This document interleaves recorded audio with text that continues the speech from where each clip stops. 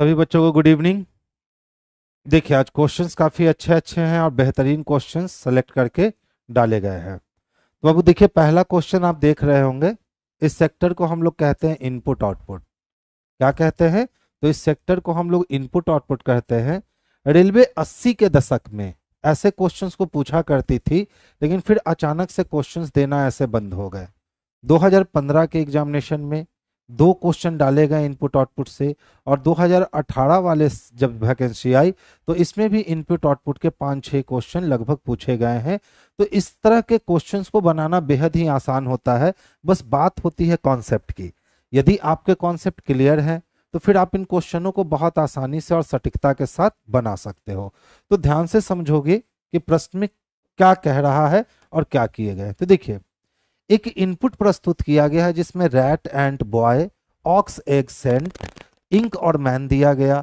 इस इनपुट में कुछ प्रोसेस अप्लाई किए गए हैं और उस प्रोसेस को करते हुए अंतिम चरण तक पहुंचना है।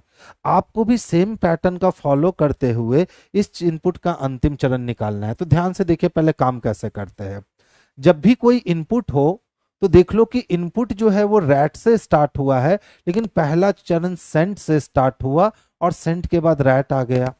अब सेंट के बाद एंट आया और फिर से रैट से स्टार्ट हुआ। रैट से एंट के बाद रैट आया, ऑक्स आया। तो देख लो, जो पहला सेंट आया है वो क्या नीचे तक है? तो है। दूसरा क्या आया है? एंट नीचे तक है तो है। अब इस पे नंबरिंग कर लो, 1 2 3 4 5 6 7 और 1 8। अब ये जो नंबरिंग आपने किया ना 1 से लेकर 8 तक, इस नंबरिंग में आप फील करने की कोशिश करो कि कॉन्सेप्ट क्या रन कर रहा है। अगर आपने कॉन्सेप्ट को समझ लिया तो फिर आपके लिए गेम आसान है। तो ध्यान से देखोगे, 1 पे, 3 पे, 5 पे और 7 पे, यानी 1 पे, 3 पे, 5 पे और 7 पे क्या दिए गए हैं? तो कॉन्सोनेंट दिए गए हैं, और कॉन्सोनेंट का नेचर है रिवर्स ऑर्डर में जाना। ठीक है। इसी तरह से 2 पे, 4 पे, 6 पे, 8 पे वॉवेल को दिया गया है, और वॉवेल का नेचर है अल्फाबेट के ऑर्डर में जाना। तो जब हम इस वाले आउटपुट को पढ़ने की कोशिश करते हैं तो पहले पता चला कि सर जो भी ऑड प्लेस आ रहा है, इस ऑड प्लेस पे रिवर्स अल्फाबेटिकली ऑर्डर जाएगा, और जो भी इवन प्लेस आ रहा है इस इवन प्लेस पे क्या जाएगा? तो वॉवेल जाएगा, और वो कैसे जाएगा? तो अल्फाबेट के ऑर्डर में जाएगा। जबकि ऑड पे क्या जाने वाला है? तो कॉन्सोनेंट जाने वाला है। इतना काम कर लिए, अब आपके लिए गेम आसान है। देखो क्या दे रखा है। Duck next and cow heron ice tree union. अब बताओ, अगर पहले की बात करें तो ऑड नंबर पे इसमें जो सबसे बड़ा कॉन्सोनेंट है वो 1 पे आएगा। तो सबसे बड़ा कॉन्सोनेंट ट्री है, यानी ट्री 1 पे आया। उससे छोटा वाला कॉन्सोनेंट 3 पे आएगा, तो ट्री से छोटा वाला कॉन्सोनेंट नेक्स्ट है 3 पे आया। उससे छोटा वाला कॉन्सोनेंट 5 पे आएगा, तो डक 5 पे आया। और सबसे छोटा वाला कॉन्सोनेंट आएगा 7 पे। अब वॉवेल की बात करें तो वॉवेल असेंडिंग ऑर्डर में जाता है, यानी सबसे छोटा वॉवेल एंट है, 2 पे जाएगा। इससे बड़ा वाला वॉवेल कौन है? तो आई है। अब आई आर है, आई सी है, तो पहले आई सी जाएगा 4 पे, और आयरन जाएगा 6 पे, और यूनियन जाएगा 8 पे। पूछे क्या गए हैं? तो प्रश्न पूछे जा रहे हैं इस इनपुट का अंतिम चरण कितना होगा। तो जब भी अंतिम चरण निकालना हो तो कुछ मत कीजिए, जो सबसे बिग वैल्यू हो उसको राउंड कीजिए। इसके बाद 0, यहां तक का काम हो गया। फिर जो सबसे बड़ा वैल्यू है उसको राउंड कीजिए। कितने मिले? तो सर 3 मिले, यहां तक का काम हुआ। फिर जो लेफ्ट में सबसे बड़ा वैल्यू है उसको राउंड कीजिए। कितने मिले? 2 मिले। तो 3 इधर और 2 इधर, 3 2 कितने? तो 5। तो 3 + 2 = कितने? 5। यानी इसका अंतिम चरण कितना होगा? तो इसका अंतिम चरण 5 होगा, यानी ऑप्शन नंबर सी इसके लिए परफेक्ट और बेस्ट आंसर होगा। तो आंसर बाबू हम लोग ऑप्शन नंबर सी को बनाएंगे। नेक्स्ट क्वेश्चंस को देखोगे, काफी इंटरेस्टिंग क्वेश्चन होते हैं। कहता है सर इस इनपुट का चरण 2 कैसा होगा? तो याद है ना, इनपुट के चरण 2 की बात करें, यानी 2 दिन का काम वो कर लेगा। तो पहले दिन वो किसका काम करेगा? तो ट्री का काम करेगा। और दूसरे दिन किसका काम करेगा? तो एंट का काम करेगा। और बाकी किसी काम को टच नहीं करेगा, यानी क्या रखेगा? तो डक। डक के बाद क्या आएगा? तो नेक्स्ट। 2 जा चुका है, तो नेक्स्ट के बाद क्या आएगा? काऊ। काऊ के बाद क्या मिलेगा? आयरन। आयरन के बाद आइस, और आइस के बाद यूनियन। अब ध्यान से हमें ये वाले ढूंढने हैं कि सर ये वाले कहाँ है। तो ट्री एंड डक नेस्ट चाहिए, ट्री एंड नहीं है, ट्री एंड नहीं है, tree and duck nest, tree and duck nest मिल गया। अब देखो नेक्स्ट के बाद क्या मिला था, तो नेक्स्ट के बाद काऊ आयरन आइस यूनियन चाहिए, काऊ आयरन आइस यूनियन, और लास्ट में ट्री तो चाहिए नहीं क्योंकि ट्री हम पहले ले चुके हैं। ठीक है, तो क्या चाहिए हमें? Tree and duck next cow iron ice और यूनियन। तो tree and duck nest, tree and duck nest cow iron ice union. देख लो यहाँ पे ट्री नहीं रहेगा, ये ट्री एक्स्ट्रा छप गया है। ठीक है, ये ट्री क्या है? एक्स्ट्रा छप गया है। अब देख लो तीसरे में भी सेम है, चौथे में भी सेम है, तो इस कंडीशन में आंसर हमारा क्या हो जाएगा? तो ऑप्शन नंबर सी हो जाएगा। बाबू सी और डी दोनों में सेम ही है, वहां ट्री तो आ चुका है ना उठ के, तो वहां ट्री जा ही नहीं सकता है, तो वहां से ट्री निकाल लीजिए। ठीक है, अब देख लो फिर से इनपुट आउटपुट है, और ये बिल्कुल नया इनपुट आउटपुट है, तो इसे हमें रीड करना होगा। चलिए रीड करना सिखाता हूं। सबसे पहले देखो इनपुट किससे स्टार्ट हुआ है? कप से, लेकिन पहले चरण में 27 आया और कप से शुरू हो गया। फिर टी आया, कप से शुरू हो गए। फिर 34 आए, कप से शुरू हो गए। फिर हॉट आया, कप से शुरू हो गया। फिर 69 आया, कप से शुरू हो गया। फिर 4 आया, कप से शुरू हो गया। फिर 72 आया, कप से शुरू हो गया। अब जो एलिमेंट पहले स्थान पे आया है वो पहले स्थान पे बरकरार है, बोलो है कि नहीं? तो अब इस कंडीशन में क्या करना है कि इस पे नंबरिंग कर लो, 1 2 3 4 5 6 7 8, और इस पैटर्न को समझने की कोशिश करो। बस इस पैटर्न को क्या करना है? तो समझने की कोशिश करना है। तो देखो तो 1 पे, 3 पे, 5 पे और 7 पे, यानी जो भी ऑड प्लेस है, कैसा प्लेस है? तो ऑड प्लेस है, उस ऑड प्लेस पे डिजिट को रखा गया है। ऑड प्लेस पे किसको रखा गया है? तो डिजिट को रखा गया है। और डिजिट को कैसे रखा गया है? तो 27 से बड़ा 34, बड़ा 69, बड़ा 72, यानी कह सकते हैं कि सर डिजिट को असेंडिंग ऑर्डर में रखे हो। जबकि जो भी इवन प्लेस है, कैसा प्लेस है? तो इवन प्लेस है। इवन प्लेस में किसको रखे गए हैं? तो सर लेटर को रखे गए हैं। अब देख लो लेटर का नेचर कैसे है? तो टी से छोटा, एच से छोटा, एफ से छोटा, सी, यानी कि रिवर्स अल्फाबेटिकली ऑर्डर में रखे गए हैं। तो हमने इस इनपुट को रीड कर लिया, और इनपुट को रीड करने के बाद हमें मालूम चल पाया कि ऑड प्लेस पे डिजिट जाएगा जो असेंडिंग ऑर्डर में, और इवन प्लेस पे लेटर जाएगा जो रिवर्स अल्फाबेटिकली ऑर्डर में। अब देख लो इस पे हमें नंबर चढ़ाने हैं, ध्यान से समझना, इस पे नंबर चढ़ाने हैं। तो बताओ पहले तो डिजिट की बात आएगी, और डिजिट असेंडिंग ऑर्डर में जाता है, तो सबसे पहले सबसे छोटा पे 1, 1 के बाद 3 पे कौन जाएगा? तो उससे बड़ा वाला। 5 पे कौन जाएगा? तो ये। और 7 पे कौन जाएगा? तो ये। 2 पे क्या चलता है? तो इवन पोजीशन पे लेटर चलता है रिवर्स अल्फाबेटिकली ऑर्डर में, जो सबसे बड़ा लेटर है वो जाएगा 2 पे, उससे छोटा वाला 4 पे, उससे छोटा वाला 6 पे, और उससे छोटा वाला 8 पे। अब पूछ रहा है सर पुनर्व्यवस्था को पूरे करने के लिए कितने चरणों की आवश्यकता है? तो बिग वैल्यू को राउंड करो, हमेशा याद रखना, बिग वैल्यू को राउंड करो। इस सब में सबसे बड़ा वैल्यू कौन है? 8। 8 के बाद कितने छोटे हैं? तो सर 4 छोटे हैं, यानी यहां तक काम खत्म हो गया। अब इसमें सबसे बड़ा कौन है? तो 7, इसके बाद 0, फिर सबसे बड़ा कौन है? तो 1। तो 4 इधर से 1 इधर से, 4 1 कितने हो गए?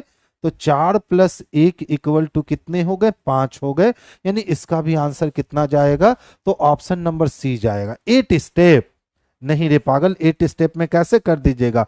कुछ खुद से अरेंज भी तो हो जाएगा, तो आंसर कितना हो जाएगा? तो स्टेप 5 हो जाएगा। इसी को कहते हैं बाबू बिग वैल्यू का गेम, यानी ये तरीका जो है जिससे आप आसानी से आप इनपुट आउटपुट को सॉल्व कर सकते हो, मेहनत करने की जरूरत आपको अधिक नहीं है। और अगर पूरा अरेंज करने जाओगे तब भी आप देख सकते हो 5 स्टेप से ज्यादा नहीं जाएगा। देख लो क्या है, काइंड 1296, काइंड 1296, उसके बाद हॉट वाटर,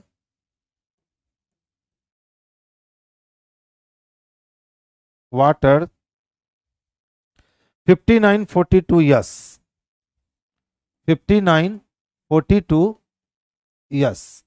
अब नेचर तो आपको मालूम है कि नेचर क्या है, ऑड प्लेस पे डिजिट चलता है, और डिजिट कैसे जाते हैं तो असेंडिंग ऑर्डर में, इवन पोजीशन पे लेटर चलता है, और लेटर कैसे जाते हैं तो रिवर्स अल्फाबेटिकली ऑर्डर में।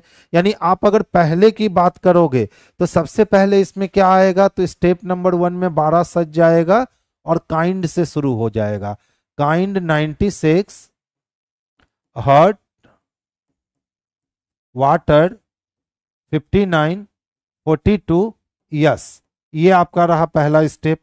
अब दूसरे नंबर पे आओगे तो दूसरे नंबर पे लेटर की बारी आएगी, 12 रह गया, सबसे बड़ा लेटर कौन है, यस, और उसके बाद काइंड से शुरू, काइंड 96, हर्ट वाटर 5942। फिर से जब तीसरे स्टेप पे आओगे तो अब डिजिट चाहिए, तो 12 से बड़ा डिजिट क्या है, तो 42।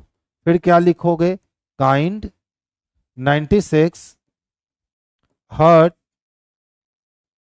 वाटर 59। अब आओगे चौथे स्टेप करने, तो चौथे स्टेप में 12 है, यस है, 42 ले चुके थे। अब किसको लाओगे, तो वाटर को लाओगे, और वाटर के बाद कहां से शुरू करोगे, काइंड से, 96, हर्ट और 59। अच्छा देखो तो पांचवें स्टेप की बात करें तो किसको लाओगे, 12, यस, 42, वाटर। अब वाटर के बाद किसको लाना है, तो वाटर के बाद हमें किसको लेकर के आना है, 96 को अरेंज कर चुके थे ना, ओहो हो,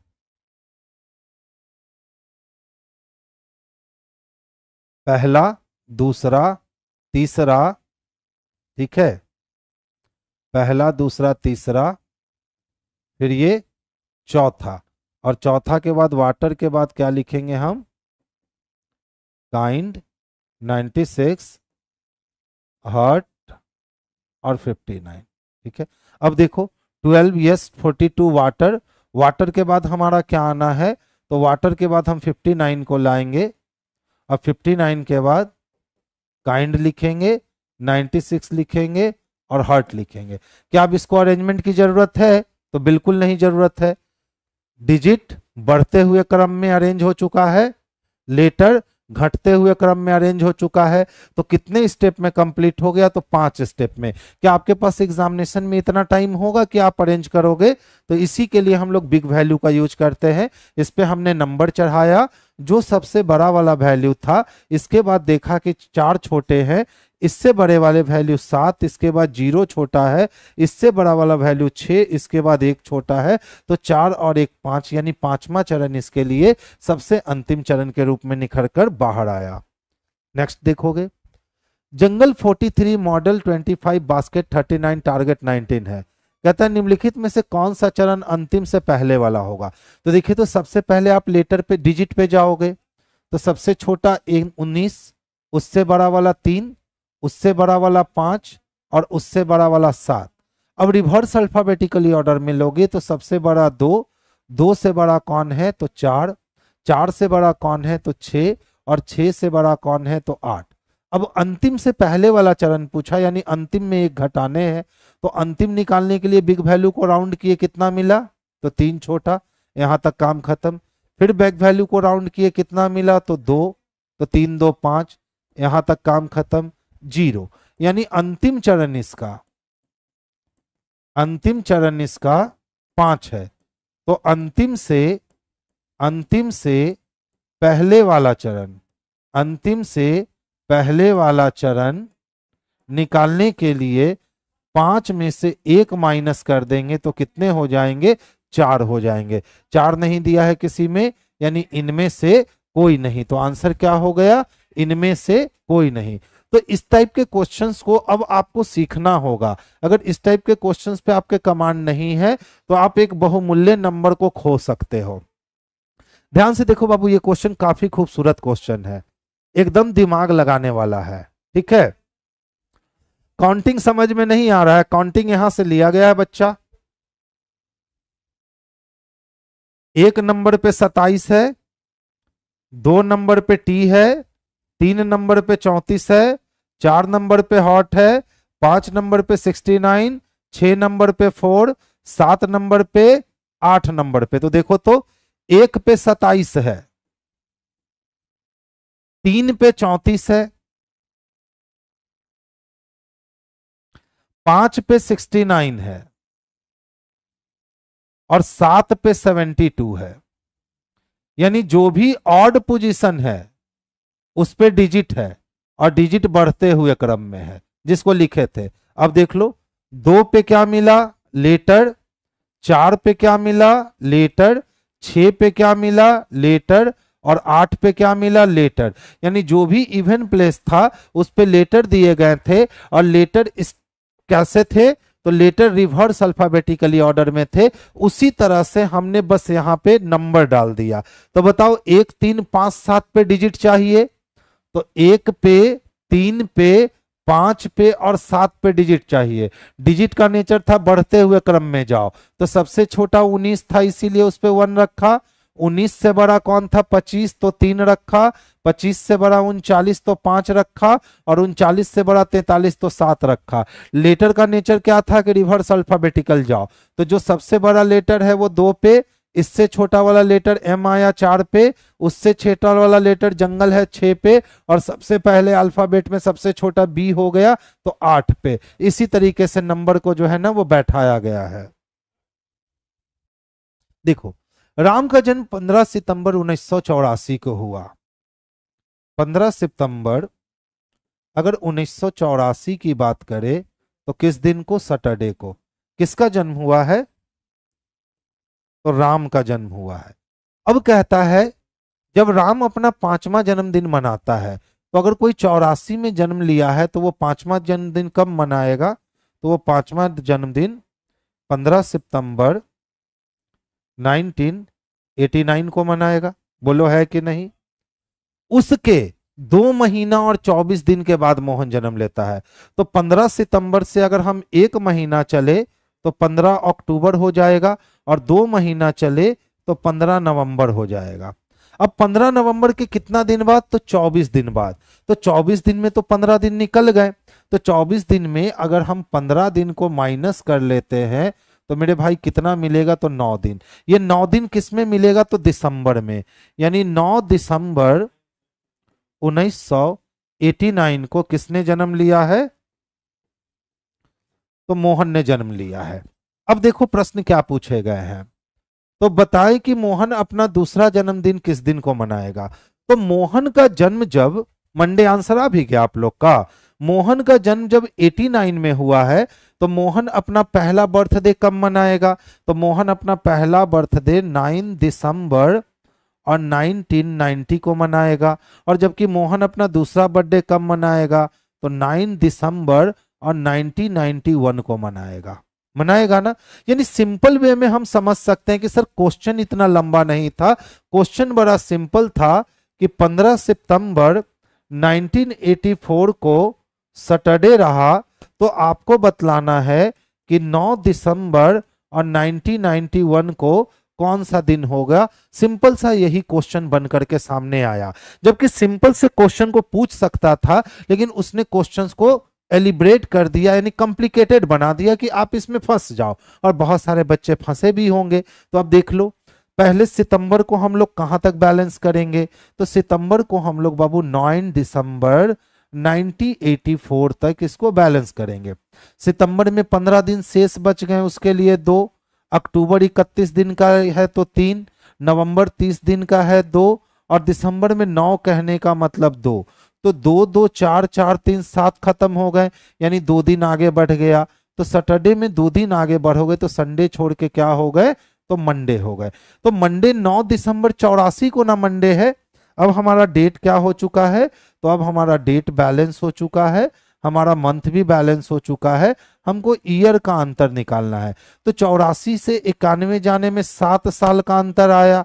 अब लीप ईयर काउंट करो, तो 84 लीप ईयर तो है लेकिन काउंट नहीं करेंगे क्योंकि 9 दिसंबर से है, तो एक ही लीप ईयर मिलेगा 86 बटा 7 से 7 कट गया, यानी एक दिन और आगे बढ़ेंगे तो आंसर आ जाएगा क्या, ट्यूसडे। आंसर क्या आएगा, ट्यूसडे, क्योंकि सिर्फ 88 ही लीप ईयर मिल सकता है, तो आंसर हमारा ऑप्शन नंबर बी लगेगा, यानी मंगलवार आंसर लगेगा। जिन्होंने मंडे आंसर दिया था उनके आंसर गलत हो गए। तो देख लो क्वेश्चन कितना बेहतरीन है, देखने में तो लग रहा है सर एकदम छोटकी सा क्वेश्चन दिया है, सर ऐसा क्वेश्चन तो ऐसा ही बन जाएगा, लेकिन जब इस क्वेश्चन के डेप्थ में जाएंगे तो पहले हमको इस कनेक्शन को जोड़ना पड़ेगा कि भैया मोहन अपना दूसरा बर्थडे कब मनाएगा। जब तक हम इस कनेक्शन को जोड़ने में सक्षम नहीं होंगे तब तक हम लोग सही आंसर दे नहीं पाएंगे, और जैसे ही हमने कनेक्शन को जोड़ लिया तो हमने अपना सही आंसर ट्यूसडे निकाल लिया। तो देख लो छोटा सा क्वेश्चन है लेकिन पावरफुल कंपैक्ट दे रहा है, यानी इंपैक्ट इसके जो है ना बहुत ही अच्छे इंपैक्ट हैं। आप कोशिश कर लेना, बहुत सारे बच्चे इसमें गड़बड़ा जाओगे। अच्छा देखो तो ध्यान से समझोगे।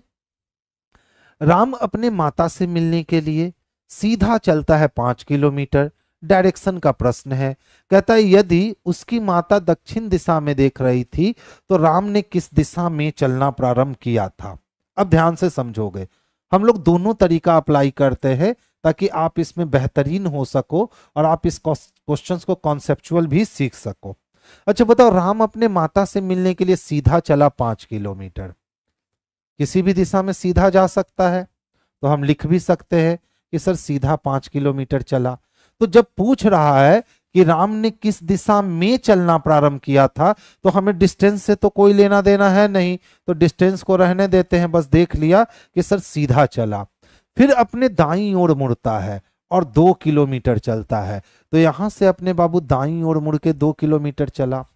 फिर कहता है फिर अपने बाईं ओर 45 डिग्री घूमता है, और लेफ्ट में तो मुड़ा लेकिन कितना मुड़ा, तो 45 डिग्री मुड़ा।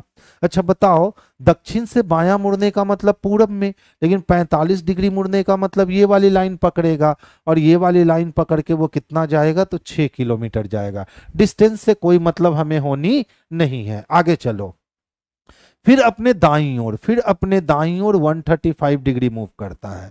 ठीक है, तो यहां से जब कोई अपने दायां 135 डिग्री मूव करेगा, तो बताओ इस वाले एंगल से अगर 135 डिग्री मुड़ोगे ये वाली एंगल आएगी, यानी अब वो ऐसे मुड़ चुका है और कितना जाता है, तो 5 किलोमीटर जाता है, यानी राइट में 135 मुड़ गया। अब कहता है वह पाता है कि वह अपने माता के दाईं ओर माता की ओर मुख करके खड़ा है, यदि उसकी माता दक्षिण दिशा में देख रही है।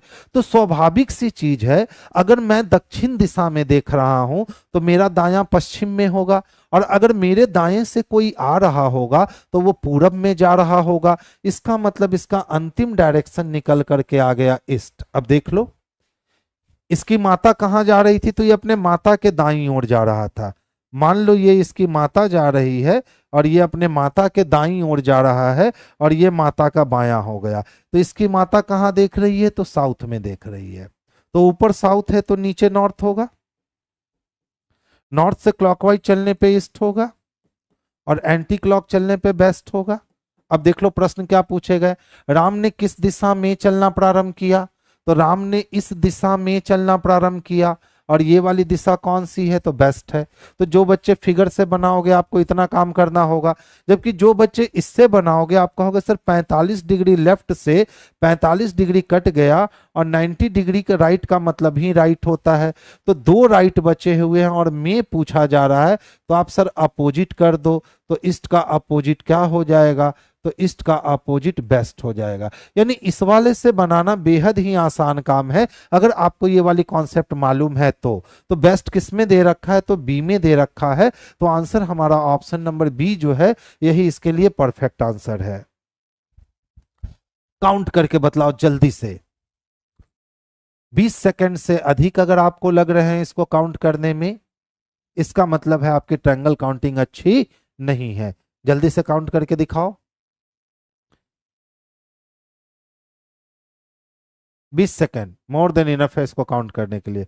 13 आ गया, 14 आ गया, चलिए ध्यान दीजिएगा, देख लो इसका एक ट्रिक भी होता है, तो पहले काउंट कर लो फिर ट्रिक सिखाता हूं। अच्छा पहले ट्रिक ही सिखा देता हूं। देखो इसको हम लोग तल्ला कहते हैं, फ्लोर, एक फ्लोर का, दो फ्लोर का और ये 3 फ्लोर का।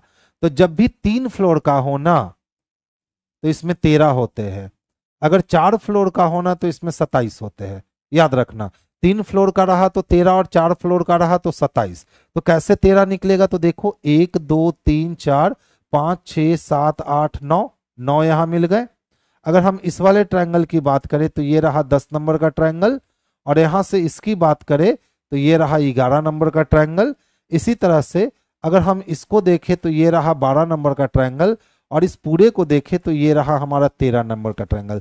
तो जब भी 3 फ्लोर होगा तो 13 और 4 फ्लोर होगा तो 27, याद रखोगे। 3 फ्लोर होगा तो 13 और 4 फ्लोर होगा तो 27। 14 है सर जी, नहीं रवि 13 है बाबू, ठीक है। तो आंसर क्या लगाएंगे बाबू, 13 लगाएंगे। अच्छा सोचो अगर यही वाली व्यवस्था को हम आगे लेकर आते, इसी वाली व्यवस्था को हम क्या करते, आगे लेकर आते, और हम इसको कितने फ्लोर का बनाते, तो हम इसको 4 फ्लोर का बनाते। कितने फ्लोर का, 4 फ्लोर का बनाते, ठीक है। ध्यान से देखोगे हम इसको कितने फ्लोर का बना देते, तो 4 फ्लोर का बना देते। अब पूछता सर इसमें संख्या कितनी है, तो इसमें 27 हो जाता। 13 पहले था ना, 14 15 16 17 18 19 20 हो गए। अब 20 के बाद ध्यान से देखोगे, 20 के बाद निकाल रहे हैं, देख लो ये वाला रहा 21 नंबर, ये वाला रहा 22 नंबर, ये वाला रहा 23 नंबर, ठीक है। 23 के बाद ध्यान से देखोगे ये बड़ा वाला रहा 24 नंबर, और ये बड़ा वाला रहा 25 नंबर। कितने हो गए, 25 नंबर। 25 के बाद देखो यहां से ये उल्टा वाला, ये रहा 26 नंबर, और ये सबसे बड़ा वाला हो जाता 27 नंबर। तो याद रखोगे अगर 3 फ्लोर का रहा तो 13 और 4 फ्लोर का रहा तो 27, 3 का रहा तो 13 और 4 का रहा तो 27, अगर 5 का रहा तो 48, 5 का रहा तो 48, अगर यही फ्लोर बढ़ के कितने हो जाए, 5 हो जाए, तो अब संख्या कितनी हो जाएगी, तो 48। 3 का 13 रहा, 4 का 27 रहा, 5 का 48। तो बोलोगे सर क्या सही में 48 होगा, तो चलो बढ़ा लो इसको और देख लो, इसको 5 तल्ला कर देंगे तब क्या इफेक्ट पड़ने वाला है इस पे। चलो अब हमने 5 तल्ला कर दिया, तो जब इसको मिलाएंगे तो ये यहां आएगा, ये यहां आएगा और ये यहां आएगा। अच्छा इसको मिलाएंगे तो ये यहां आके रुकेगा, ये यहां आके रुकेगा और ये यहां आके रुकेगा। एक ऐसे बनेगा और एक यहां ऐसे बनेगा, ठीक है। अब ये 5 तल्ला हो गया। तो 27 तो आप पहले काउंट कर चुके हो ना। 27 के बाद देखो ये 28 नंबर, ये 29, ये 30, ये 31, ये 32, ये 33, ये 34, ये 35, ये 36, ठीक है। 36 हुआ। अब देखो ये वाला मिलेगा, तो 36 के बाद ये रहा हमारा 37 नंबर, यहां से मिलेगा तो ये रहा 38 नंबर, यहां से मिलेगा तो ये रहा 39 नंबर, यहां से मिलेगा तो ये रहा 40 नंबर। कहां तक पहुंच गए, तो 40 तक पहुंच गए। 40 के बाद देखना, थोड़ा सा मोटा लाइन रखा हूं, ठीक है। 40 के बाद देखो यहां से ये रहा 41 नंबर, इसी तरह ये रहा 42 नंबर और ये रहा 43 नंबर। कहां तक पहुंच गए सर, तो 43 तक। 43 के बाद देखो ये बड़ा वाला लेंगे तो ये बड़ा वाला 44 नंबर, और इधर से ये बड़ा वाला लेंगे तो ये बड़ा वाला 45 नंबर। 45 मिल गए। एक बड़ा वाला लेंगे तो ये रहा 46 नंबर। अब बात रही कि सर एक और कहां है, तो 46 के बाद देखो तो अभी इसको हम लोगों ने काउंट नहीं किया है, ये उल्टा वाला हुआ 47 नंबर और ये उल्टा वाला हुआ 48 नंबर। यानी अब ट्रायंगल की संख्या कितनी हो गई, तो 48 हो गई। तो एकदम बिल्कुल याद रख लोगे कि 3 फ्लोर का रहा तो 13, 4 फ्लोर का रहा तो 27 और 5 फ्लोर का रहा तो 48। 6 फ्लोर का नहीं पूछा है और ना पूछेगा, हार्डली क्या पूछता है, तो 3 फ्लोर या 4 फ्लोर पूछता है, और किसी दिन 6 फ्लोर का पूछा तो बढ़ा लीजिए और काउंट कर लीजिए। तो 3 13, 4 27, 5 48, 3 13 4 27 5 48, इसको काउंट कर लोगे तो ओरिजिनल फिगर में ले आते हैं। तो ओरिजिनल फिगर हमारा कितना था, तो बस 3 था, याद रखोगे। तो अभी आंसर कितने होंगे, तो अभी आंसर इसका सी होगा, यानी इसका आंसर अभी 13 होगा, क्योंकि ओरिजिनल फिगर जो था वो 3 ही फ्लोर का था। नेक्स्ट देखोगे, ध्यान से समझिएगा, अच्छा क्वेश्चन है। कहता है नीरज ने दक्षिण दिशा की ओर चलना प्रारंभ किया। पूछे गए हैं अब वो अपने प्रारंभिक स्थान से कितना दूर है और किस दिशा में है। तो इस सब टाइप के मेथड को तो हम बहुत आसानी से बना सकते हैं। दिशा और दूरी पूछी जा रही है। साउथ में चलना प्रारंभ किया और 15 मीटर चला, उसके बाद उत्तर की ओर गया और 20 मीटर चला। तो देखो दक्षिण 15 से उत्तर 15 कटा क्या, तो अब 5 बच गए किधर, तो उत्तर की ओर। इसके बाद वो पूरब में जाता है 10 किलोमीटर और फिर दक्षिण की ओर जाता है 5 मीटर। तो उत्तर 5 से दक्षिण 5 कट गया, सिर्फ पूरब में बच गया 10 मीटर। तो अब पूछा जा रहा है कि सर वो अपने प्रारंभिक बिंदु से कहाँ है, तो बाबू पूरब में कितने दूरी पे है, तो पूरब में 10 मीटर की दूरी पे है। यानी इस टाइप का डायरेक्शन का क्वेश्चन जिस दिन आप ऐसे बनाना शुरू कर दिए, समझ लो कि भैया आपने अदर स्टूडेंट से कम 20 से 25 सेकंड सेव कर लिया। क्योंकि अदर बच्चे जो भी होंगे क्या कहेंगे, सर दक्षिण की ओर कितना गया 15 मीटर, इसके बाद सर उत्तर की ओर कितना गया, तो यहां से ये उत्तर की ओर गया सर 20 मीटर, और इसके बाद सर वो पूरब की ओर कितना गया, तो सर 10 मीटर गया, और इसके बाद दक्षिण की ओर कितना गया, तो सर 5 मीटर गया। तो अपना प्रारंभिक बिंदु यहाँ है, यहां से यहां आने के लिए उसको 10 मीटर कहाँ जाना पड़ेगा, ईस्ट में जाना पड़ेगा। जितना देर में ये लाइन खींचेगा ना उतना देर में तो आप काम कर करके बिल्कुल निकल जाओगे। आगे चल रहे हैं, ये क्वेश्चन अच्छा है।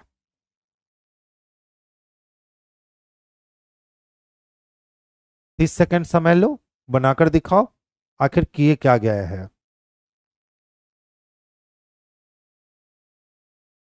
आपके एग्जाम में पूछे गए क्वेश्चन है एलपी में। 9 पचे 15 डिवाइडेड बाई 15, ठीक है। चलिए देखिए ध्यान से, हाँ ध्यान दीजिएगा। 9 पचे तो 9 गुने 5 कितने हो गए, तो 9 पचे 45 हो गए। इस 45 को इस 15 से भाग लगा दिया तो कितना आ गया, तो 3 आ गया। इसी तरह से देख लो, 6 को गुना किया 4 से तो 6 4 की कितने आए, तो 24 आए, और 24 को इस 12 से भाग लगा दिया तो 2 मिल गया। सेम प्रोसेस 4 और 9 को गुना करेंगे, तो 4 और 9 को गुना किया तो 9 चौको कितने हो गए, तो 36 हो गए। अब 36 को भाग किससे लगाएंगे, 2 से। तो 36 को जब 2 से भाग लगाएंगे तो कितना आ जाएगा बाबू, तो 18 आ जाएगा। 18 किस में दे रखा है, तो ऑप्शन नंबर सी में दे रखा है। तो आंसर हमारे लिए ऑप्शन नंबर सी जाएगा।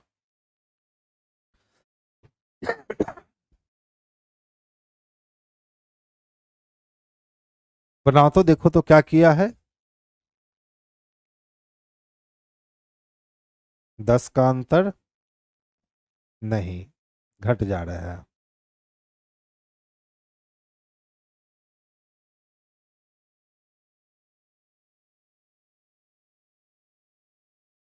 जल्दी बताओ क्या किए गए हैं।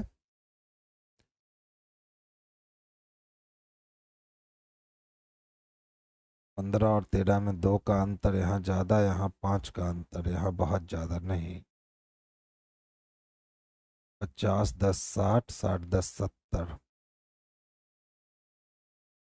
40 और 30 70। अच्छा, नहीं मिले, बहुत आसान काम किया गया, कुछ भी नहीं किया गया। देख लो, सबको आपस में जोड़ दिया, 15 प्लस 13 प्लस 25 प्लस 17।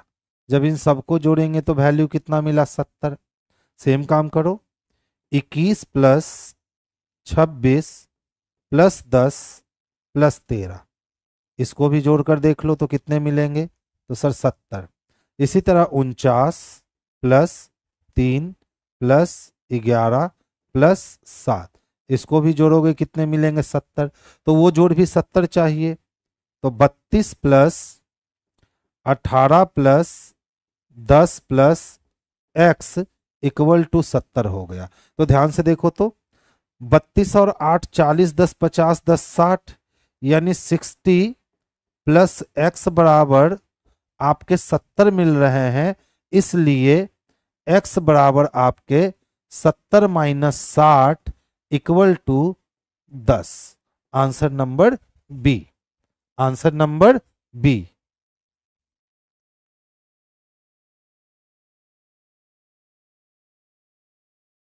इस टाइप के क्वेश्चंस 2018 के बाद बहुत पूछे जा रहे हैं और आप बच्चे छोटी छोटी गलतियों के कारण इस क्वेश्चंस को गलतियां कर देते हो। देखो एस को किससे मिलवाना है, तो सर एम से मिलवाना है। अच्छा बताओ, एस से एम तक का अगर हम सफर तय करें तो यू के दोनों तरफ साइन का मुख खुला हुआ है, यानी यू के ऊपर चाइना वॉल लगा, और हमने पढ़ाया है कि चाइना वॉल को क्रॉस नहीं कर सकते हैं, यानी ऑप्शन नंबर ए जो है वो गलत हो गया। अच्छा देखो, एल को किससे मिलवाना है, तो ई से, और ग्रेटर का साइन है, तो एल को ई तक ले जाने के लिए फिर से हमें चाइना वॉल को क्रॉस करना पड़ेगा, और चाइना वॉल को हम क्रॉस कर ही नहीं सकते, यानी 2 नंबर भी गलत हो गए। तो एक भी गलत है और 2 भी गलत है, तो देख लो दोनों में एलिमेंट भी सेम नहीं है, तो हम लोग आंसर किसको करेंगे, 4 को। और 4 किस में दिया गया है, तो 3 में। तो ये बदमाशी इस बार करी गई है एग्जामिनेशन में कि ऑप्शंस का भी ऑप्शंस रख दिया गया है। जो बच्चे स्पीड में बना रहे होंगे वो देखे 4 नंबर मार दिए, 4 नंबर एरर हो गया, तो 4 किस में है, तो 3 में। तो आंसर हमारा क्या जाएगा, तो 3 नंबर जाएगा। ये अच्छा क्वेश्चन है, लेकिन उतना ही समय में यह बन जाएगा जितना समय में आप प्रश्न को पढ़ सकते हो। प्रश्न में पूछा गया है कि सर कुछ वेन डायग्राम को आपको दिखलाना है, और हमने आपको 4 वेन डायग्राम दे रखा है। इस चारों वेन डायग्राम में कौन सा वेन डायग्राम इसके लिए उचित होने वाला है। तो देखो क्या कहता है, 46 छात्रों की एक कक्षा में 18 लोग कैरम खेलते हैं, 17 लोग शतरंज खेलते हैं, जिसमें 6 कैरम खेलने वाले छात्र भी हैं। ठीक है, इसका मतलब है कि कैरम और शतरंज का गोला जो है वो आपस में कनेक्ट होना चाहिए, इसमें नहीं है। आगे चलो, 16 ताश खेलने वाले छात्र में 4 ऐसे छात्र शामिल हैं जो शतरंज खेलते हैं, यानी ताश खेलने वाले को शतरंज खेलने वाले से जोड़ देना चाहिए। तो पहले किसके साथ, तो कैरम और चेस के साथ जोड़ा। मान लो ये कैरम है, ये चेस है, और फिर ताश को किसके साथ जोड़ा, तो ताश को जोड़ दिया है चेस के साथ, तो चेस के साथ आ सकता है, किंतु कैरम नहीं खेलते। और 5 छात्र केवल टेनिस खेलते हैं, तो 5 छात्र केवल टेनिस खेलते हैं। हम ये रख सकते हैं, ये रख सकते हैं, ये नहीं रख सकते हैं। अब बात आती है कि सर ए और बी में से किसका चयन हम कर सकते हैं। तो जैसा कि यहाँ कहा गया है कि 18 छात्र कैरम खेलते हैं और 17 शतरंज खेलते हैं, तो 18 ने कैरम खेला और 17 ने चेस खेला, तो ये 18 तो कैरम खेल लिया, और 17 जो चेस खेला उसमें से 6 लोग जो थे वो कैरम खेलने वाले भी थे इसी 17 में से। ठीक है, फिर 16 ने ताश खेला, उसमें से 4 छात्र ऐसे शामिल थे जो चेस खेलते थे, तो ये कैरम था, ये चेस था, चेस को रखा। और चेस ताश खेलने वालों की संख्या कितनी है, तो 16 है, और 16 में से 4 ऐसे भी शामिल थे जो क्या खेलते थे, तो चेस खेलते थे, ये चेस है। ठीक है, किंतु कैरम नहीं खेलते। और 5 छात्रों ने केवल टेनिस खेला। तो जिन्होंने बी का चयन किया है ना, जिन्होंने क्या चयन किया है, तो बी का चयन किया है, वो बच्चे गलत हो गए हैं, क्योंकि देख लो इसमें तीनों वेन आपस में मिल गया है, जबकि तीनों वेन को आपस में नहीं मिलना था। तो आंसर हमारा क्या जाएगा, ऑप्शन ए जाएगा। और ए किस में दे रखा है, तो ए डी में दे रखा है, तो आंसर हमारे लिए ऑप्शन नंबर डी जाएगा। ऑप्शन हमारे लिए क्या जाएगा, ऑप्शन नंबर डी जाएगा। यानी जिन्होंने भी बी मारा है वो आप लोगों ने गलती मार लिया। देखो आपने क्यों गलती मारा, आपने कहा सर हमारे पास ऐसे गोले हैं, आप इसको गलत साबित करो। तो चलो भैया मैं इसको गलत साबित करता हूं, चलो ध्यान से देखना। कहा कि सर कैरम खेलने वाले कितने हैं, तो 18 है। फिर बोला सर शतरंज खेलने वाले कितने हैं, तो 17 है। जिसमें से 6 कैरम खेलते हैं, ठीक है। अब आगे चलो, 16 ताश खेलते हैं, तो मान लो इसको हमने ताश खेलने वाला रखा, जिसकी संख्या कितनी है, 16 है, जिसमें से 4 ऐसे शामिल है जो शतरंज भी खेलते हैं किंतु कैरम नहीं, तो 4 ऐसे भी शामिल है जो शतरंज खेलते हैं लेकिन कैरम नहीं। और फिर बोला और 5 छात्र केवल टेनिस प्लेयर है, तो 5 छात्र केवल टेनिस प्लेयर है, ठीक है। अब बतलाओ इसमें ताश का कैरम के साथ कोई कनेक्शन है क्या, नहीं, तो इस वाले को कहीं दिखाया ही नहीं गया। तो इस वाले से अच्छा है ना कि हम इस वाले को चुने। यहां पे हमारा क्या है, तो कैरम है, कैरम कितने लोगों ने खेला, 18, और चेस कितने लोगों ने खेला, तो 17, जिसमें से 6 लोग ऐसे थे जो चेस के साथ कैरम खेले। अब भैया ताश की बात करें, किसकी बात करें, ताश की, तो 16 लोगों ने खेला और उसमें से 4 लोगों ने क्या खेला, तो चेस भी खेला। अब बताओ ताश का चेस के साथ ही संपर्क बन रहा है, उसका कैरम के साथ संपर्क बनाने की जरूरत थी ही नहीं, क्लियर है। तो अब बाकी जो 10 बच गए, जो बच गए वो क्या खेला, टेनिस खेला। तो इस दोनों वेन को हम बना सकते हैं, इस दोनों वेन में ए पहले आ गया है, इसीलिए हम ए का चयन करेंगे और बी का चयन छोड़ देंगे, और ए किस में दिया गया है, तो ऑप्शन नंबर डी में दिया गया है। तो आंसर हम लोग ऑप्शन नंबर डी को करेंगे। यानी जिन बच्चों ने बी करके आया है वो अगर क्लेम नहीं करेंगे तो फिर काम खत्म हो गया, लेकिन जिन बच्चों ने डी किया है अगर वो क्लेम कर देंगे तो उनको आंसर का मिल जाएगा नंबर। तो आराम से देख लीजिए, ये क्वेश्चन काफी अच्छा क्वेश्चन था। नेक्स्ट को देखेंगे। अच्छा बताओ, एक ही पासे को कितनी बार दर्शाई गई है, 2 बार। कहता है कि सर जब हमने 2 बार दर्शाया है तो पीले रंग की सतह के विपरीत सतह पे कौन सा रंग होगा। अब ध्यान से समझिएगा, इसमें अगर कॉमन देखे तो क्या कॉमन है, तो व्हाइट कॉमन है, केवल एक ही एलिमेंट ना कॉमन है। तो रूल क्या कहता है कि जब एक एलिमेंट 2 पासे में कॉमन हो तो उसका अपोजिट वो होगा जो नहीं दिख रहा है। तो येलो तो हमें नहीं दिख रहा है, तो येलो का अपोजिट व्हाइट होगा, यानी ऑप्शन नंबर बी इसके लिए सबसे परफेक्ट और सबसे उचित आंसर होगा।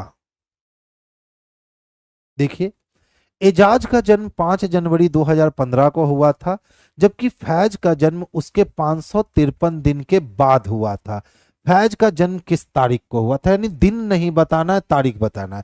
तो देखो ध्यान से समझोगे, हमारे पास क्या है, 5 जनवरी 2015 है ना। अब कितने दिन बाद बात कर रहा है, तो 553 दिन के बाद बात कर रहा है। तो सबसे पहले 5 जनवरी 15 से आप 5 जनवरी 2016 तक चले जाओ, तो 2016 तक जाने में आप 365 दिन खर्च करोगे। अब बोलोगे सर लीप ईयर है, तो बाबू 5 जनवरी को ही रुक गए हैं, तो 29 फरवरी काउंटेबल नहीं हुआ, इसीलिए 365 दिन। तो हमने 5 जनवरी 2015 से पहले 5 जनवरी 2016 तक का सफर तय किया, यानी 365 दिन का सफर तय कर लिया। तो 553 दिन में से 365 दिन तो निकल गए, 13 में से 5 गया तो 8 बच गया, और 14 में से 6 गए तो 8 बच गए, और 4 में से 3 गए तो 1 बच गए। यानी अभी भी हमें 188 दिन का सफर और तय करना है। तो अब उस 188 दिन के सफर को तय करने के लिए सबसे पहले जनवरी को खत्म कर दो। तो जनवरी 31 दिन का महीना होता है, 5 दिन आपने देख लिया, तो जनवरी में कितने बच गए, तो 26 दिन और बच गए। तो पहले हमने जनवरी को खत्म कर दिया, ये जनवरी खत्म हुए, तो हमने 26 दिन और माइनस किया, तो 8 में से 6 गए कितने, 2, 8 में से 2 गए कितने, 6 और 1, यानी 162 दिन और चाहिए। अब जाते हैं, 2016 का फरवरी 29 दिन का होगा, मार्च 31 दिन का होगा, अप्रैल 30 दिन का होगा, मई 31 दिन का होगा, और जून 30 दिन का होगा। देखो तो यहां तक आने में 30, 30, 60, 30, 90, 3 चको 12, 3 पचे 15 और 51, यानी यहां तक आने में 151 दिन खत्म हो गए। और हम कहां तक आ चुके हैं, तो फरवरी, मार्च, अप्रैल, मई और जून तक, यानी अब जुलाई में जाने हैं। तो जुलाई में कितने जाने होंगे, तो 11 दिन जाने होंगे। जुलाई में कितने दिन, 162 लाने के लिए कितने और जोड़ने होंगे, तो 11 दिन। ये 11 दिन किस में जुड़ने वाले हैं, तो ये 11 दिन जुलाई में जुड़ने वाले हैं, यानी आंसर हमारा ऑप्शन नंबर ए हो जाएगा कि सर 11 जुलाई हो जाएगा। तो रवि राज जी ऑप्शन डी कैसे लगा दिए बाबू, एक दिन एक्स्ट्रा चल दिए, एकदम सिंपल तो कैलकुलेशन था बच्चा, इतना करने का जरूरत ही नहीं था। 553 दिन में से 365 दिन घटा दिए तो मेरे पास बच के आए कितने, तो 188 दिन। अब 188 दिन में से जनवरी को घटाया 26 दिन तो बच करके 162 दिन आ गए। जब फरवरी मार्च अप्रैल मई जून लिया तो 30 30 60 30 तिहाई 90, 3 चौको 12, 3 पचे 15, 150 और 151 दिन, यानी 11 दिन और चाहिए। तो जब वो 11 दिन हम जाएंगे तो किस में जाएंगे, तो वो 11 दिन जुलाई में जाएंगे, तो आंसर हमारा जुलाई आएगा। देखो 3 अप्रैल 2005, 6 अगस्त 2010 और 5 सितंबर 2013 को ये एक्स्ट्रा क्यों दे दिया। कैसे लिखना है, दिनांक माह और वर्ष के रूप में लिखो। तो देखो क्या क्या है हमारे पास, 3 अप्रैल, तो अप्रैल तो चौथा महीना ना, 2005, 2005। फिर क्या है मेरे पास, तो 6 अगस्त, अगस्त 8वां महीना ना, और कितना है, तो सर 2010। फिर क्या है हमारे पास, 5 दिसंबर, दिसंबर 12 महीना ना, और 2013। अब कहता है कि सर हमने लिख दिया। अब कहता है कि उनमें एक गणितीय विशेषता देखी गई है, तो इस सब में कोई गणितीय विशेषता देखी गई है और उस गणितीय विशेषता के अनुसार आपको अपना ऑप्शन चयन करना है कि भारतीय स्वतंत्रता दिवस यानी कि 15 अगस्त किस साल में इसी पैटर्न पे आएगा। तो ध्यान से देखो, पैटर्न बड़ा बेहतरीन था। पहली बार ये क्वेश्चन पूछे गए हैं पूरे रेलवे के इतिहास में और बेहतरीन क्वेश्चन पूछा गया। 3 का स्क्वायर कितना, 9, और 4 का स्क्वायर कितना, 16, आपस में जोड़े तो 16 और 9 कितने हुए, तो 25। यहां से अंतिम अंक को पकड़िए, यानी 2005 में 5, तो 5 का स्क्वायर भी कितना होता है, 25, इक्वल हो गया। अब देखो 6 का अगर हम स्क्वायर करें 36 और यही हम 8 का स्क्वायर करें तो 8 8 64, दोनों को जोड़िए 100 आ गए। और यहां से 2010 कह रखा है तो 10 का मतलब है 10 का स्क्वायर, तो ये भी कितने हो गए, 100, बराबर हो गया। अच्छा इसी तरह से देखो तो 5 का स्क्वायर बाबू कितना होता है रे, तो 25 होता है सर। और 12 का स्क्वायर कितना, तो 144 होता है सर। अगर दोनों को आपस में जोड़े तो 169 होगा। इसी तरह से 13 को पकड़िए और 13 का स्क्वायर कीजिए तो ये भी कितने होंगे, 169 होंगे, इक्वल हो गया। यही गणितीय सक्रिया इसके साथ दी गई है। अब कहता है कि बाबू बताइए कि 15 अगस्त में किस साल में वो गणितीय सक्रिया जो है ना वो वैलिड हो जाएगी। तो देखो तो 15 अगस्त का मतलब हम 15 और 8 लिखेंगे ना, तो 15 का स्क्वायर 225 और 8 8 64, तो 5 4 9 हो गए, 6 2 8 हो गए और 2 के लिए 2, 289। 289 किसका स्क्वायर है, तो 289 सर 17 का स्क्वायर है। किसका स्क्वायर है, 17 का स्क्वायर है। यानी ऑप्शन नंबर ए गलत, ऑप्शन नंबर सी गलत, ऑप्शन नंबर डी गलत, बस ऑप्शन नंबर बी बच गया। यानी 15 अगस्त 2017 को यह व्यवस्था आएगी। तो आंसर हमारा क्या आएगा, तो ऑप्शन नंबर बी आएगा। अभी तक ये क्वेश्चन एक ही बार मात्र पूछे गए हैं और इसके बाद कभी ना देखने को मिला है ना उससे पहले देखने को मिला था। तो इस टाइप के क्वेश्चंस आपके अब कंटिन्यू पूछे जा सकते हैं। अब सोचो इसका विस्तृत रूप क्या होगा, तो देख लो। मान लो कि यहां पे हो जाता 25 और यहां हो जाता 36, यानी एक बढ़ के स्क्वायर। यहां हो गया 100 तो यहां हो जाता 121, एक बढ़ के स्क्वायर। तो अब यहां हो जाता कितना, तो ये 289, तो अब हम लोग कर लेते हैं 18 का स्क्वायर, तो अब इसका आंसर डी हो जाता। यानी क्वेश्चंस इस बार भी ऐसे दिए जा सकते हैं लेकिन इसका पैटर्न सेम रहेगा, लेकिन कुछ ना कुछ इसमें अंतर करने की कोशिश करेगा ही करेगा। तो अच्छा और काफी बेहतरीन क्वेश्चन था। ध्यान से देखो, एक घड़ी जिसमें सुबह के 6 बजे सेट कर दिए गए हैं, 1 मिनट में 5 सेकंड अधिक चलती है। तो बताओ अगर 1 मिनट घड़ी चल करके और 5 सेकंड अधिक चल रही है, तो अगर घड़ी को हम 12 मिनट चलाते हैं तो वो 60 सेकंड अधिक चलेगी। चलेगी क्या, 60 सेकंड का मतलब कितना, तो 1 मिनट। तो जब 12 मिनट में 60 सेकंड चलती है तो बताओ 60 मिनट में, कितने मिनट में, 60 मिनट में कितना चलेगी, तो 60 इंटू 60, 1 मिनट में 5, 12 मिनट में 60, तो 12 पचे 60,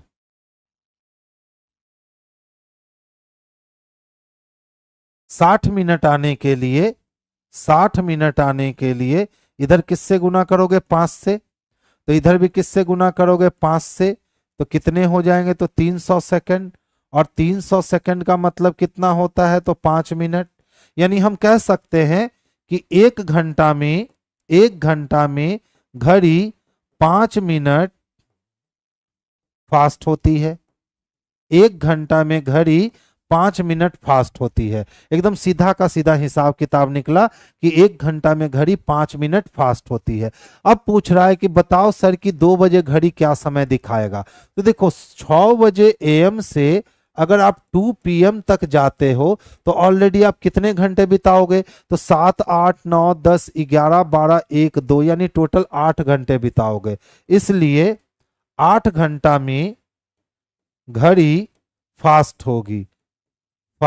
क्या होगी, फास्ट होगी। कितना फास्ट होगी, तो एक घंटा में 5 मिनट, तो 8 घंटा में 8 पचे 40 यानी 40 मिनट फास्ट हो जाएगी। तो समय बाबू क्या दिखाने वाला है, तो 2:40 दिखलाने वाला है।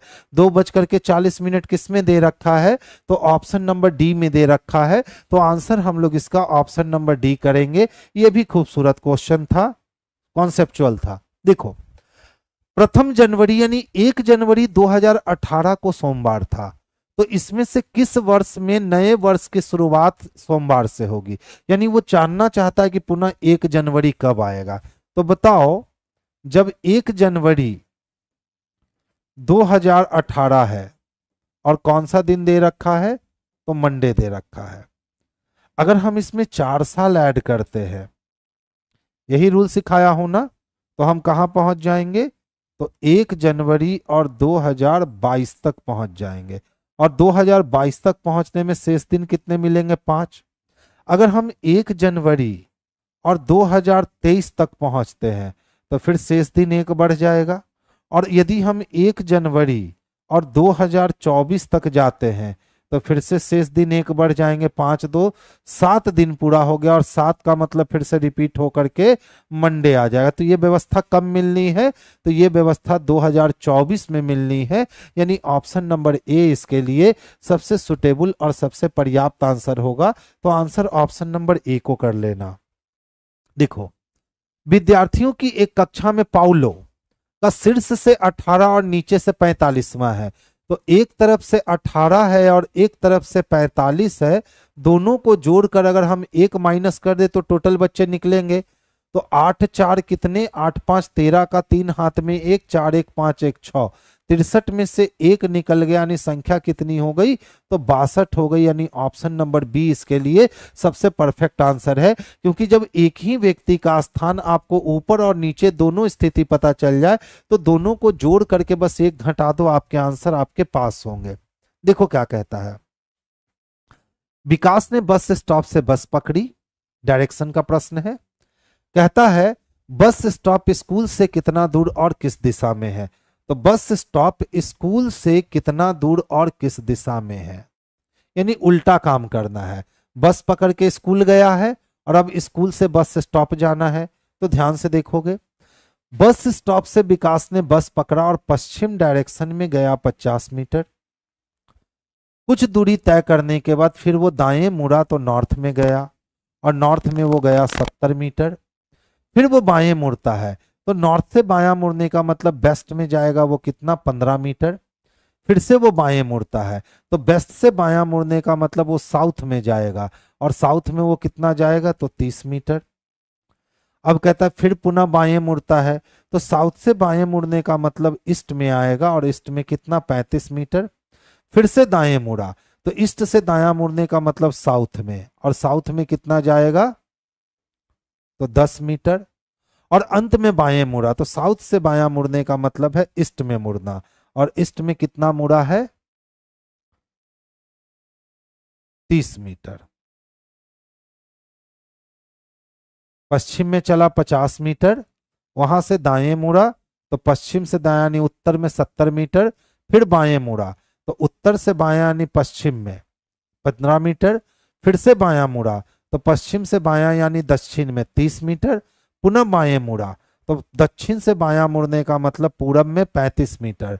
फिर से वो दाएं मुड़ा, तो पूरब से दायां मुड़ने का मतलब दक्षिण में 10 मीटर, और अंत में बायां मुड़ा 30 मीटर। चलो जो भी कटने वाला है ना उसको आप काट लो। तो देखो नॉर्थ और साउथ अपोजिट है क्या, तो इसके 40 से इसका 40 कट गया और यहाँ कितना बचा 30।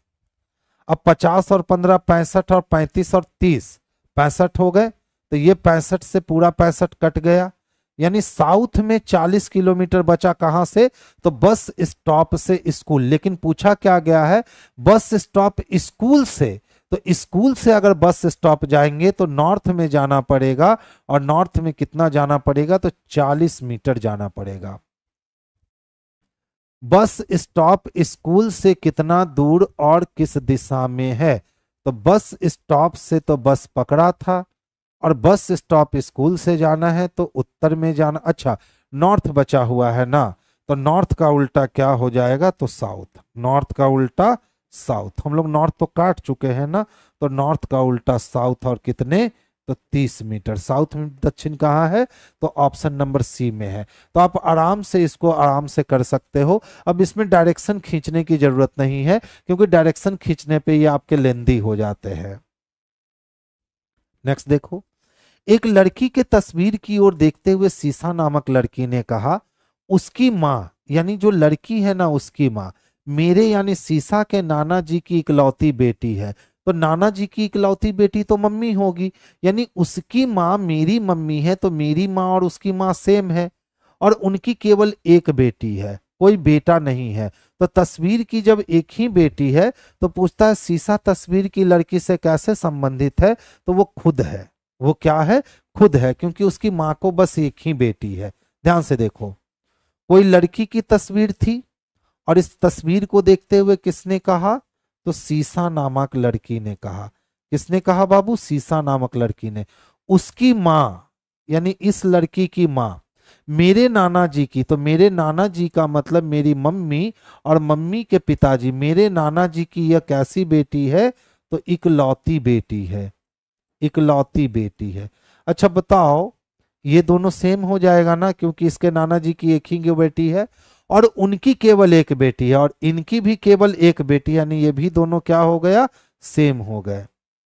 अब पूछ रहा है सीसा तस्वीर की लड़की से कैसे संबंधित है, तो जब ये दोनों सेम है यानी वो तस्वीर किसकी है, सीसा की है, तो तस्वीर की लड़की खुद सीसा है। ऑप्शन नंबर बी को लगाएंगे। देखो क्या दे रखा है, PUZZLING, क्या लिखता है, ZZUPGNIL। क्या किए गए हैं, एकदम आराम से देखो, ZZUP इंटरक्रॉस, LING इंटरक्रॉस, किसका चाहिए, SWIZZLED का चाहिए। तो चार को इंटरक्रॉस करवाएंगे तो ZIWS होगा, और फिर DELZ होगा। आपको ये वाला डिकोड ढूंढ लेना है, तो देख लो किसमें है, ZIWSDEZL नहीं, ZIWSE खत्म, ZIWD खत्म, ZIWSDELZ, ए इसमें एक्स्ट्रा रखा गया, इसको हटाइए, यही डी नंबर आंसर हो जाएगा। ठीक है, आगे चल रहे हैं। देखिए कहता है कि आमेर अजमेर का किला, आमेर लिखाया है, ये अजमेर होगा, यहाँ ज छूटा हुआ है आधा ज। अजमेर का किला बाबू कहाँ है, तो राजस्थान में है। तो अजंता की गुफाएं कहाँ है, अगर अजंता की गुफाएं याद करोगे तो अजंता किसके आसपास है, तो वो मुंबई के आसपास है, यानी अजंता की गुफाएं जो है वो महाराष्ट्र जिला में मिलेगी। जैसे अजमेर का किला आपको राजस्थान जिला में, राजस्थान में मिलेगा, वैसे ही अजंता की गुफाएं आपको कहाँ मिलेगी, तो महाराष्ट्र में मिलेगी, यानी ऑप्शन नंबर सी। अब जिनका जनरल नॉलेज अच्छा है वो बना लेंगे, और नहीं तो फंस जाएंगे। हाँ ये क्वेश्चन अच्छा है। 20 सेकंड, देखो तो बनाकर बनेंगे आपसे क्या।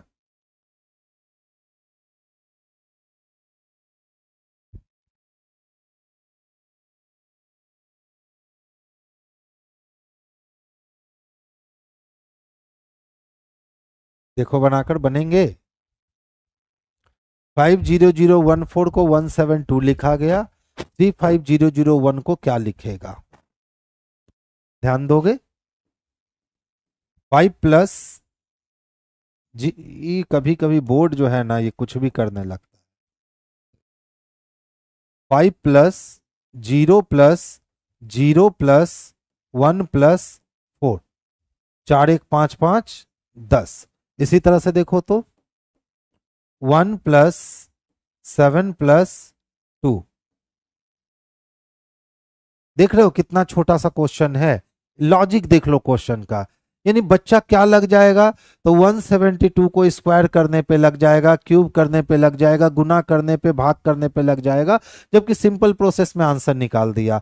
तो इसी तरह से क्या है हमारे पास, 5 3 8 0 0 1, 5 3 8 8 1 9, यानी हमें ऐसा ऑप्शन ढूंढना है जो 9 पूरा कर दे।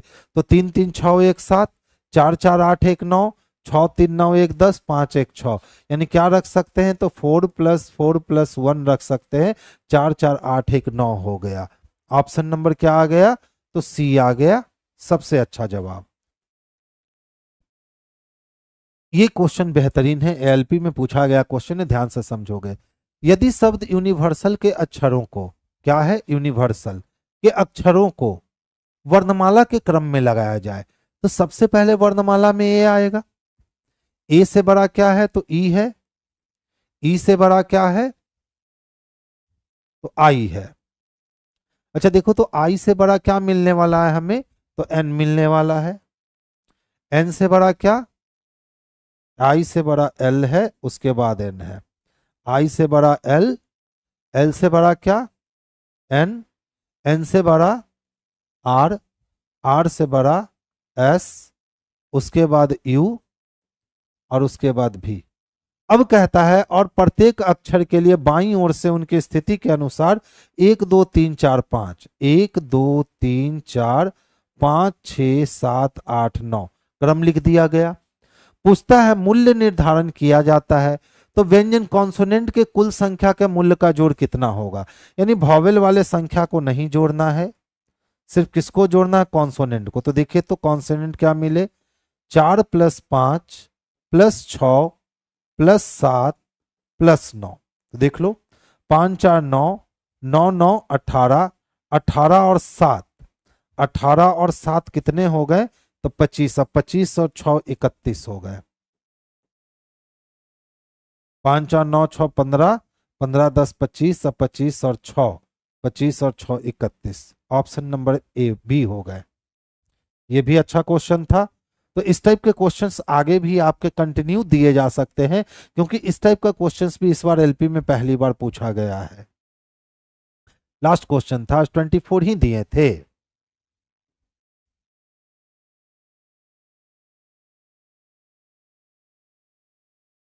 तो आज की सभा हम लोग इसी क्वेश्चंस के साथ बर्खास्त करते हैं। कल फिर इसी टाइप के क्वेश्चंस होंगे, कुछ क्वेश्चंस प्रीवियस से लिए होंगे। राम राम बाबू, राम राम। कुछ क्वेश्चन जो होंगे वो प्रीवियस से लिए होंगे, कुछ क्वेश्चंस हमारे द्वारा गेस्ट क्वेश्चंस होंगे। तो कल भी इसी टाइप के क्वेश्चन से आपकी मुलाकात होगी, और धीरे धीरे जैसे जैसे एग्जाम नजदीक आएगा, एग्जाम का डेट दे देगा, तो हम लोग एक दिन में एक टॉपिक को करेंगे, यानी एक दिन पूरा एक टॉपिक फिनिश, एक दिन पूरा एक टॉपिक फिनिश। और जब तक एग्जाम का डेट नहीं देता है तब तक आप रोज 25 से 30 क्वेश्चंस के बीच में आप हमारे साथ जुड़े रहिए, देखते रहिए, चीजों को बनाते रहिए। अच्छा ये बताओ, पीडीएफ पहले पहुंच रहा है कि नहीं? सेट 18 पीडीएफ सर, बाबू कल पहुंचेगा, ठीक है, एक दिन पहले नहीं। 17 तक पीडीएफ सारे पहुंचते हैं ना, आज तक वाले पीडीएफ पहुंच गए हैं ना। टेस्ट से 2 घंटे 3 घंटे पहले पीडीएफ पहुंचता है, ठीक है। आज का पीडीएफ नहीं पहुंचा है कौशल?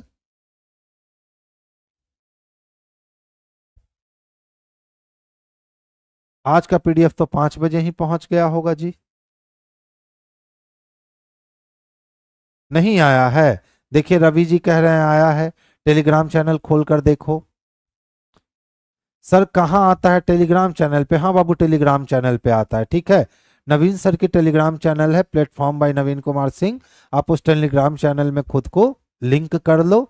आप जैसे ही लिंक कर लोगे आपको वहां से पीडीएफ जो है ना वो शाम को 3 बजे से 5 बजे के बीच कभी भी पहुंच जाता है। 12 का पीडीएफ नहीं आया, बाकी सारे का पीडीएफ है। तो चलिए हम याद करके कल 12 का पीडीएफ जो है वो अपलोड करवा देंगे, ठीक है।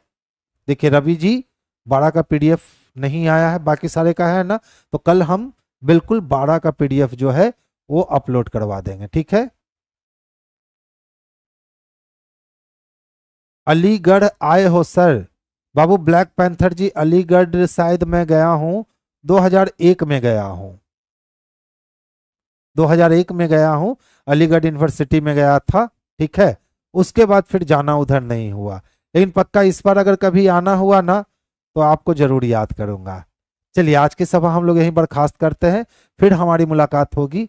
और बस आप विद्यार्थी गणों से एक ही चीज कहेंगे, जितनी मेहनत हम आपके लिए करते हैं यार थोड़ी सी अपने लिए भी मेहनत कर लो ना, थोड़ी सी ही तो मेहनत करनी है। एक बार रिजल्ट निकल गया ना उसके बाद ना यूट्यूब पे आना ना कभी रीजनिंग उठा के देखना, लेकिन जब तक रिजल्ट नहीं आए हैं तब तक कोशिश करो कि जी जान लगा करके मेहनत करो, क्योंकि मेहनत का फल ही रिजल्ट है, मेहनत का फल ही रिजल्ट है। तो चलिए सभी बच्चों को गुड नाइट, स्वीट ड्रीम। कल फिर मुलाकात होगी अच्छे अच्छे क्वेश्चनों के साथ, तब तक के लिए गुड नाइट बच्चों को।